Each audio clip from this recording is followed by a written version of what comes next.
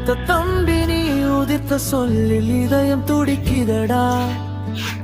உரிமை போரில் உறவு கசக்க இன்று உடைந்தது என் மனக்கோட்டை தானடா. சுமை தாங்கியாய் நின்ற என்னை இன்று சுமையென எண்ணி நீ துரத்தினாய். விழி நீரை மட்டும் துணையாக கொண்டு இதோ வீட்டை விட்டு அண்ணன் வெளியேறினேன்.